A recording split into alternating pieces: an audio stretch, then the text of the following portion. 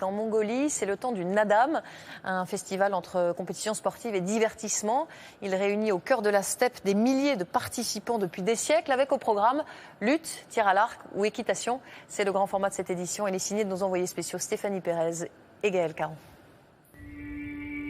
C'est une vaste prairie qui s'étend à perte de vue. Au nord de la Chine, la steppe mongole. Ses troupeaux, sa verte pelouse du mois d'août, son silence. Exceptionnellement troublé ces jours-ci par le tournoi sportif le plus populaire de la région, le Nadam. Au programme ce matin, la grande course de chevaux. Les cavaliers, certains en costume traditionnel, sont tous des nomades.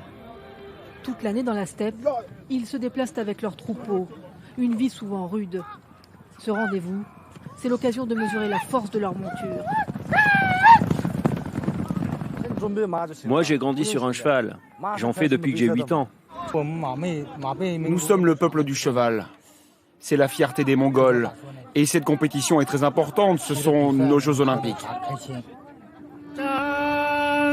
Pour ne pas rater ce grand rendez-vous, athlètes et habitants convergent de toute la steppe.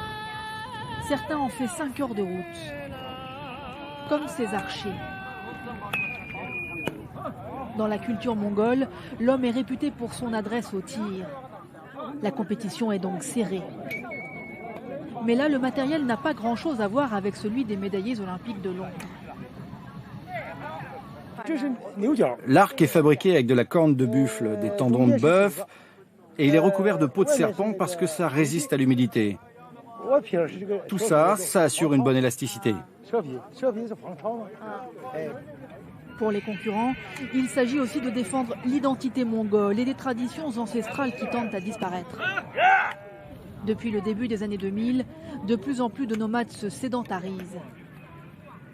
Bator, lui, a 15 ans. Il veut maintenir vivant cet héritage.